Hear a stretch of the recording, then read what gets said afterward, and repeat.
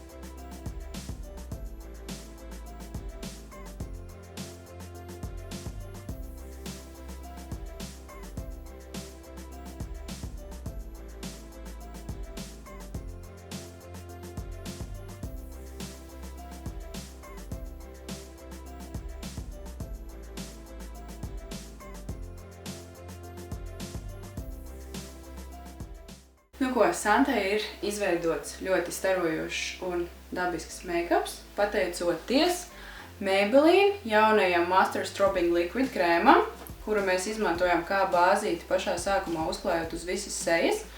Turpinājumā mēs izmantojām Maybelline Fit Me Plus tonālo krēmu Matte and Poreless. Tad mēs papildinājām izgaismošanu vēl ar Master Strobing Stick no Maybelline, ar kuru mēs izgaismojām vairāk izvirzītās sejas zonas. Pavisam lielisks jaunums ir no Revolution Makeup Cosmetics, kas ir finiša sprejs, lai nofiksētu kosmētiku, un ar to mēs nofiksējām izveidoto grimmu. Tātad grims turēsies visu dienu pavisam lieliski un saglabāsies nevainojams. Tātad, lai grims būtu pavisam pabeigts un ikdienišķi skaists, mēs izmantojām Maybelline Brow Precise Fiber Filler uzacu tušu, lai ietonētu uzacis un saķemmētu matiņus, un nobeigumā jaunākā no Maybelline skropstu tušām Fox Silks Push-Up Angel, ar kuru mēs uzkrāsojām augšējās skropstus un ieguvām pavisam dabīgu efektu.